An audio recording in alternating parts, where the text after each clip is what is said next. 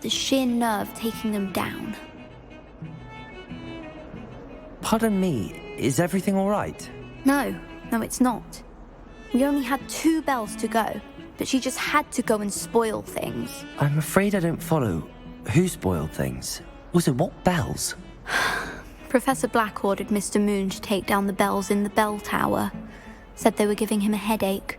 Those bells are a part of Hogwarts. I wasn't about to let that happen.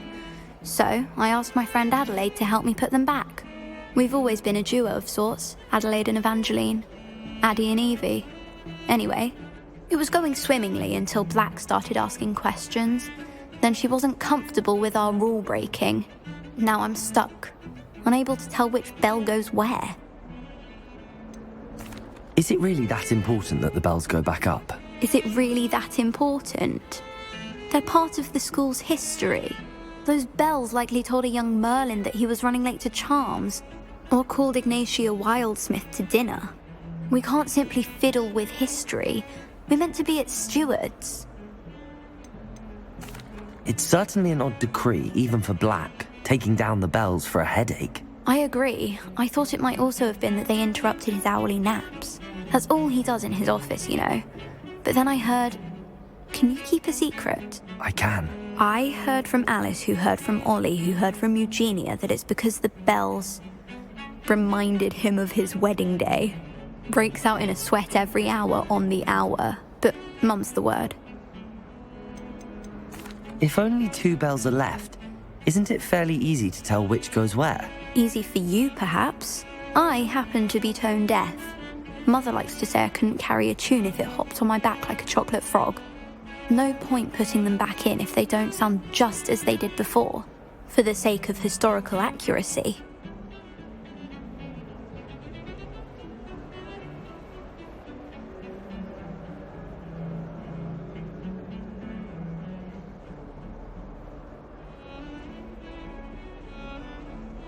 Perhaps I could help put the bells back up. Really? Oh, that would be wonderful.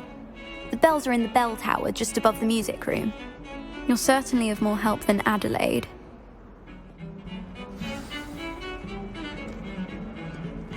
I imagine the bells are just inside in the bell tower.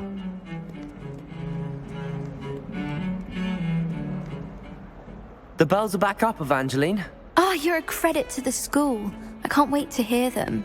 I can't wait for the headmaster to hear them. I wish I could see his face. Future generations may not truly appreciate what you've done, but I do. And I hope that you do as well. You don't know how much this means for me and for Hogwarts.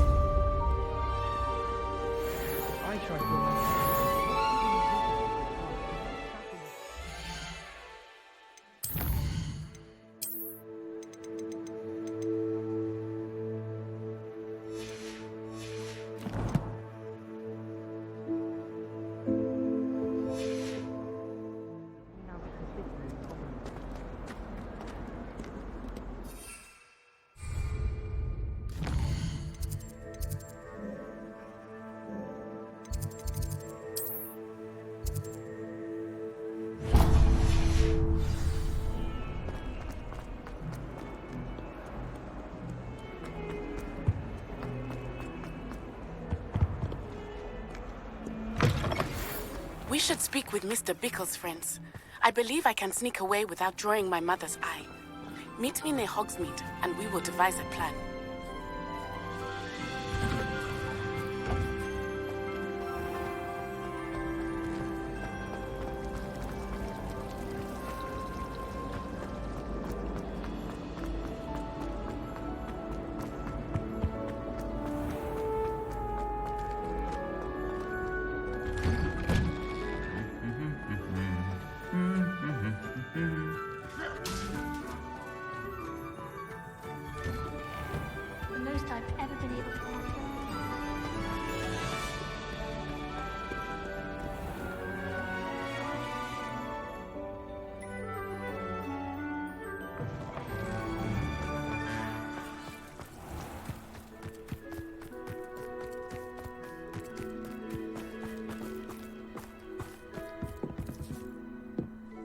Hello.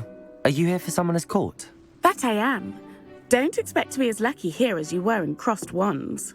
Speaking of which, care to play a match?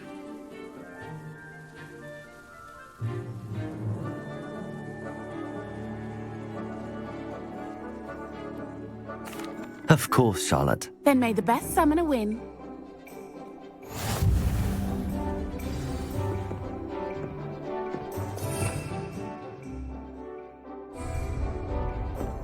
Accio!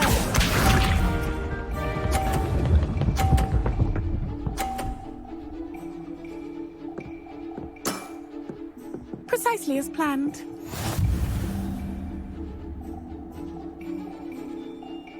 Accio!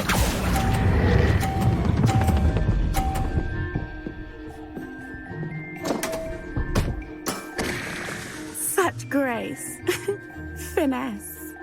Accio!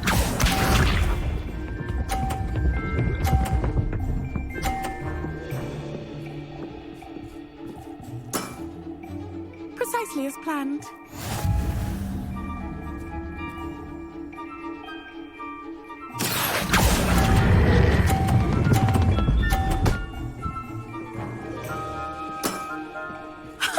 Sting me with a billywig. I'll never top that.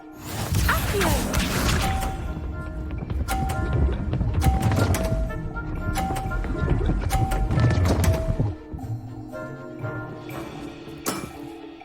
Precisely as planned.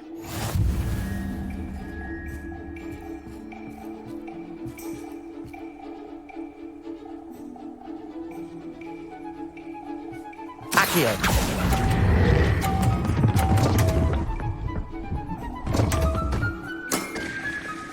Such grace. Finesse.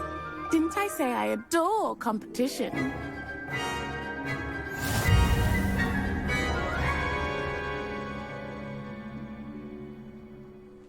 Hard luck. Care for another round? Absolutely. Don't count me out yet. That's the spirit.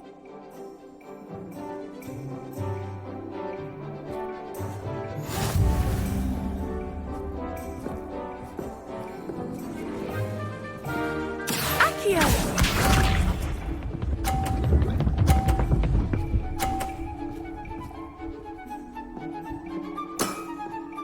Precisely as planned.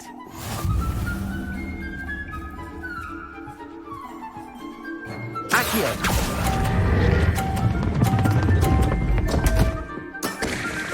Such grace. Finesse. Accio!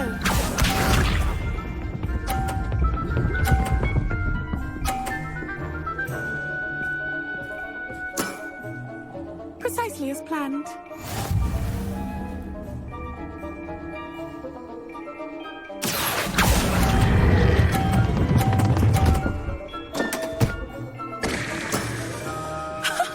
Sting me with a billywig. I'll never top that. Accio!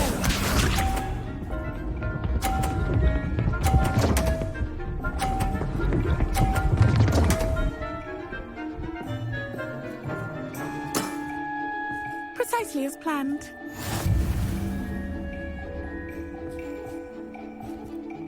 Accio!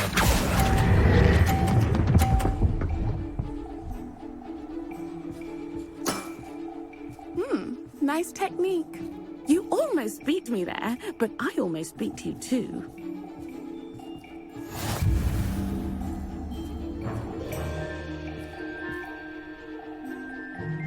Hard luck. Care for another round? Absolutely. Don't count me out yet. That's the spirit.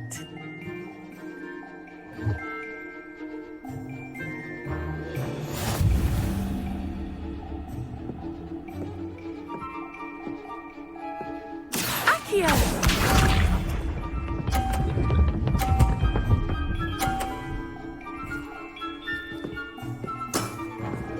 Precisely as planned.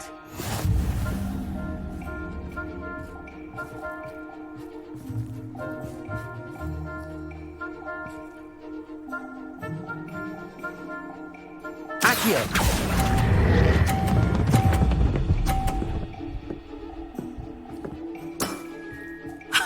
Sting me me with a billywig, I'll never top that. Accio!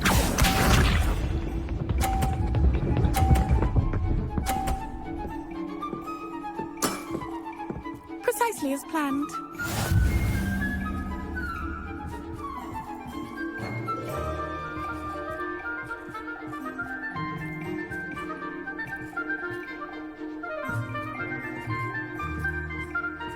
Accio!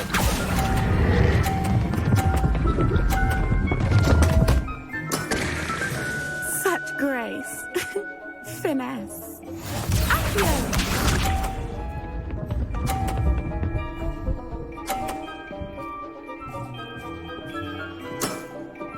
Precisely as planned.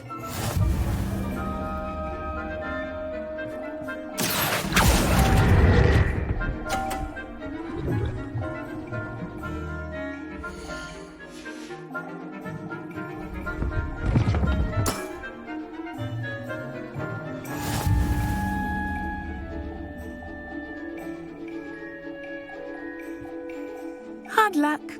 Care for another round? Absolutely. Don't count me out yet. That's the spirit.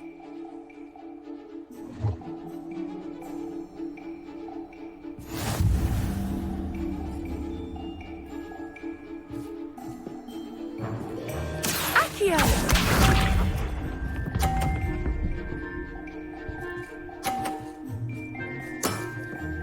Precisely as planned.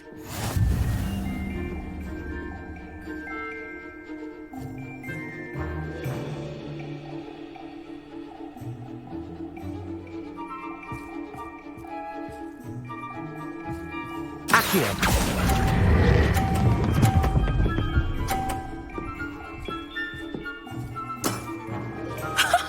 Sting me with a billywig, I'll never top that. Accio!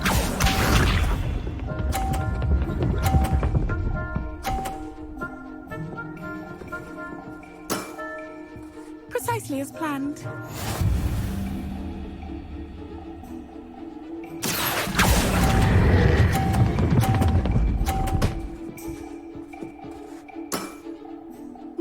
Nice technique. Accio!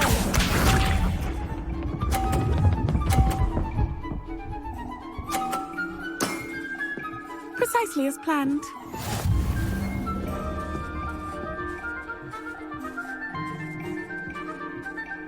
Accio!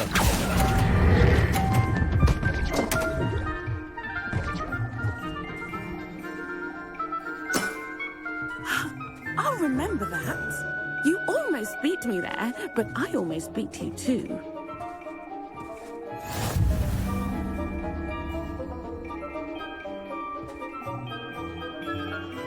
Hard luck. Care for another round? Absolutely. Don't count me out yet. That's the spirit.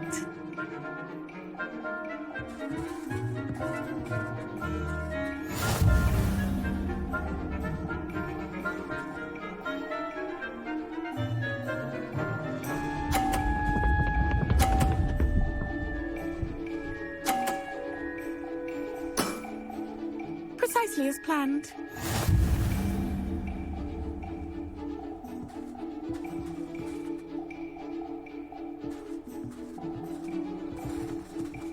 Accio!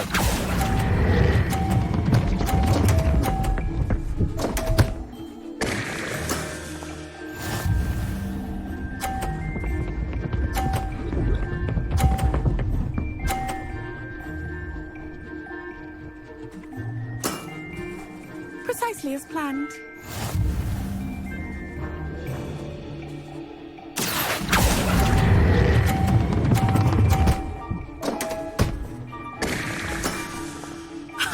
Sting me with a billywig, I'll never top that.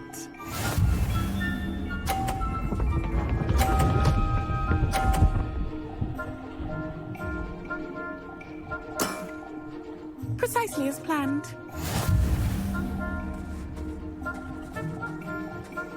Accio!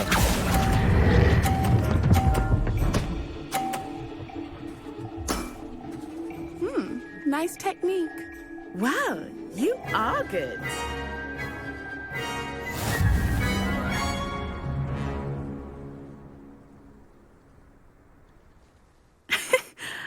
I'm not too proud to admit when I've lost. Where did you learn to play like that?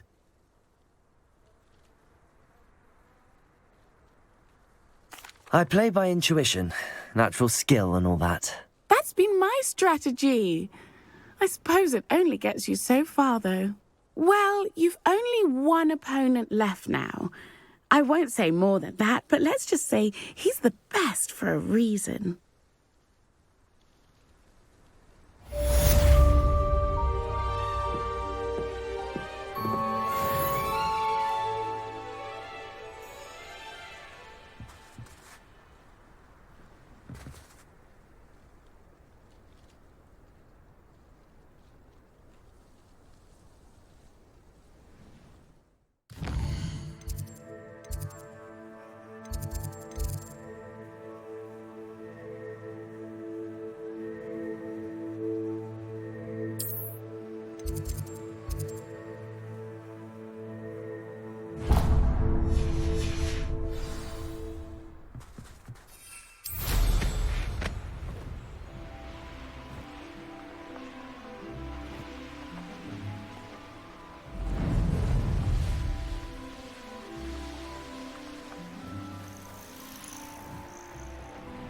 Oh, good, you're safe.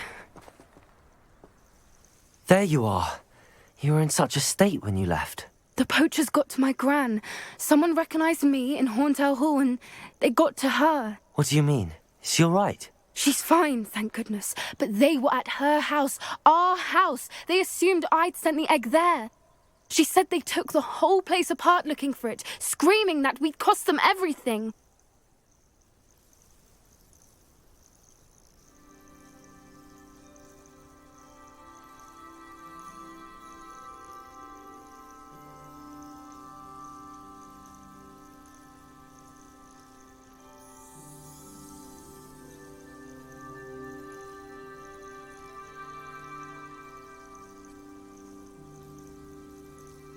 I'm sorry, Poppy.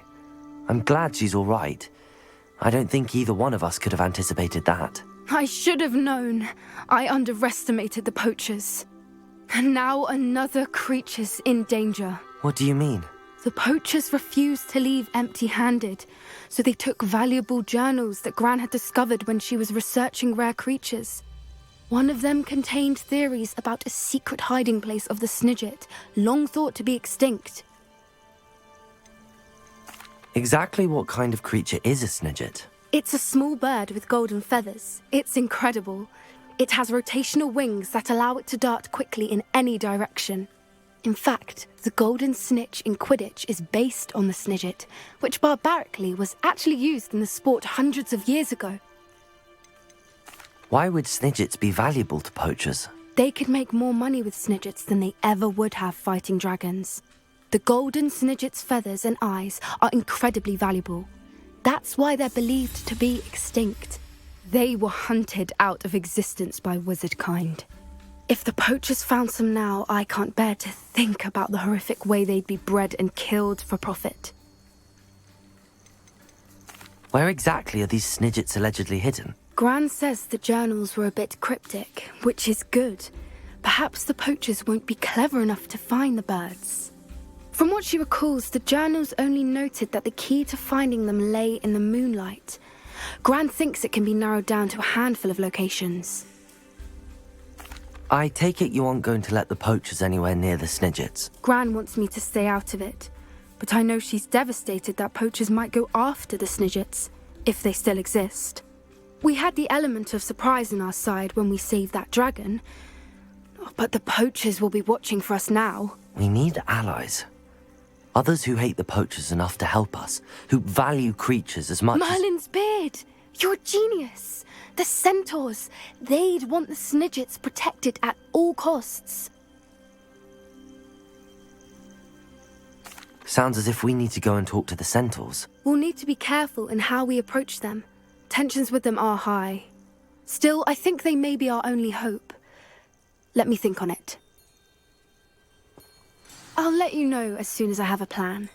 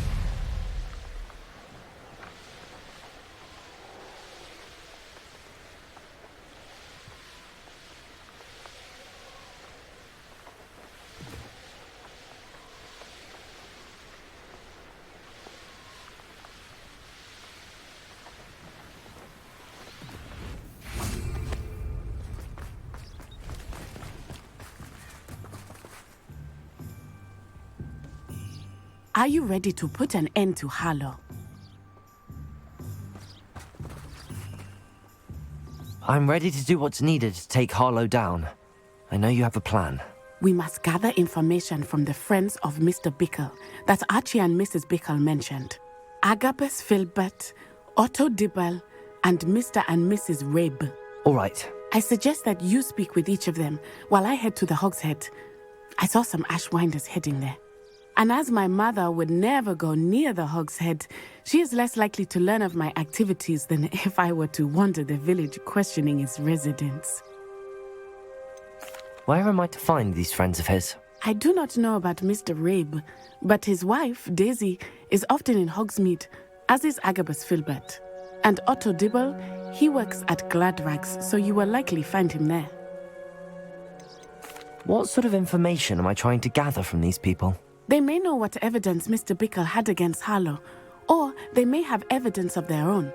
We simply need to know whatever they know. Very well. I'll speak with them, see what I can learn. I knew I could rely on you.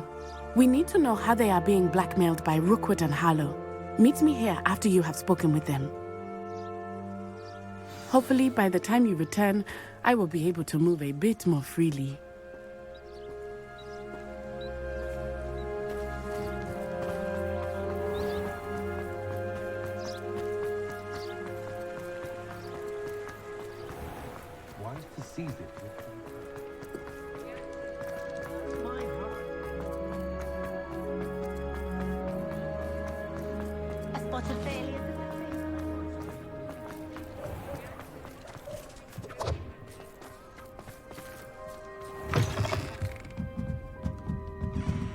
Mrs. Rabe should be nearby. Oh, Isco, what have I done? Mrs. Rabe, I wondered if I might speak with you about Theophilus Harlow. I'm a friend of the Bickles and am trying to gather evidence against him. Poor Joanna and little Archie. And now Harlow has taken my darling Isco. What do you mean? Why? I'm a security guard at Gringotts, and my husband is a curse breaker for them. Harlow approached me about helping him extort my colleagues into giving him treasures from the vaults. And you declined? Of course I declined. Repeatedly. I thought they'd given up, until I came home one night and found my husband gone, and a note affixed to my door with a knife. The note stated that I only had a few days to reconsider helping with some banking needs, and that my husband would appreciate it if I acted quickly. But the help Harlow wants is help that I cannot give, and my dearest Isco is paying the price.